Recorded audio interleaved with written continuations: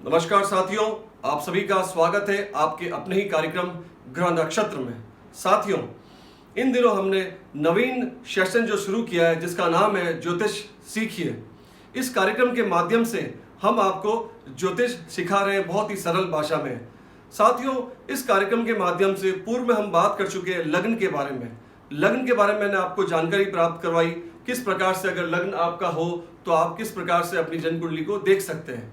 दोस्तों, आज हम बात करेंगे कुंडली के द्वितीय भाव के बारे में, जो कि कुटुंब का भाव है, धन का भाव है। दोस्तों, यहाँ पे जो गुरु बैठे हुए हैं, यह गुरु यहाँ के कारक ग्रह बनते हैं द्वितीय भाव के।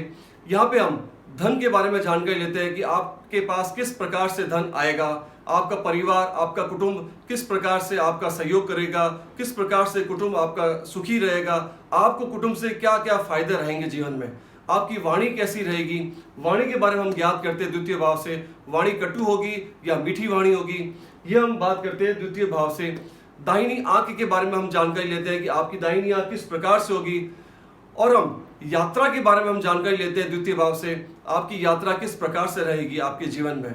आपको जीवन में आकस्मिक जो धन मिलता है, आकस्मिक धन की प्राप्ति होती है, जैसे कि आप अपना कोई पुराना घर की आप खुदाई करवा रहे हैं, जहाँ पे आप उसको तुड़वा करके और नया मकान खड़ा करना चाहते हैं, तो वहाँ पे आपके माता पिता का, दादा दादी का, पूर्वजों का जो गढ़ा हुआ धन होता है वो आपको मिलता है सोने की असरफियों में, चांदी की असरफियों के रूप में।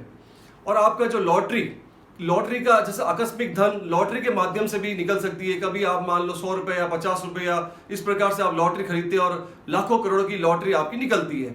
तो यह देखते हैं हम कुंडली के द्वितीय भाव से। इसके बाद हम बात करेंगे कुंडली का जो तृतीय भाव है। तृतीय भाव जो है भाई बहन और पराक्रम का है। यहाँ पे आप देखिए मंगल विराजमान है। मंगल ग्रह जो है इस तृतीय भाव के कारक ग्रह बनते हैं। और आप साथ ही साथ आपके जीवन में आप अगर नौकरी कर रहे हैं तो आपके जो अंडर में काम करने वाले होते हैं वो आपका कितना सहयोग करते हैं या नहीं करते हैं, वो आप प्राप्त करते हैं जानकारी तृतीय भाव के द्वारा। आपका जीवन का रहन सहन कैसा होगा, उच्च किस्म का होगा या मध्यम वर्ग का रहेगा, आपकी सोच कैसी होगी, यह सब हम जानकारी लेते हैं कुंडली के तृतीय भाव के द्वारा। आप पराक्रम से मेहनत करने वाले होंगे या नहीं होंगे।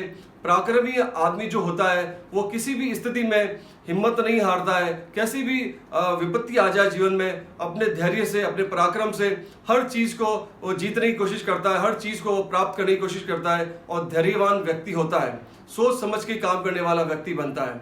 तो दोस्तों, उसके बाद तृतीय भाव के बाद हम बात करेंगे चतुर्थ भाव। चतुर्थ भाव जो है कुंडली का माता, भूमि और सुख का होता है। यहाँ से हम माँ का आशीर्वाद लेकर के जीवन में काम करते हैं, प्रगति करते हैं। मैंने अपने हर एक कार्यक्रम के माध्यम से बताया कि माँ से आशीर्वाद लिया हुआ साक्षात भगवान का आशीर्वाद लिए हुए के बराबर होता है।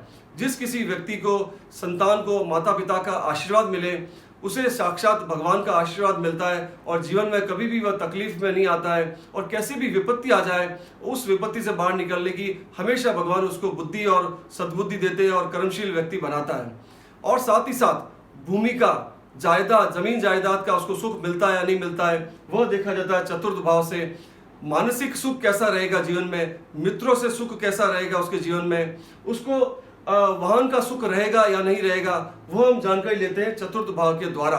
चतुर्थ भाव के जो कारक ग्रह बनते हैं वो है चंद्रमा और बुध। यहाँ पे आप विराजमान देख लीजिए, चतुर्थ भाव के कारक ग्रह। क्योंकि ऐसे ग्रह अगर यहाँ पे आके विराजमान हो जाते हैं तो इस भाव की वृद्धि करते हैं यह कारक ग्रह। तो दोस्तों, आज हमने बात की कुंडली के द्वितीय भाव, तृतीय भाव और चतुर्थ भाव के बारे में।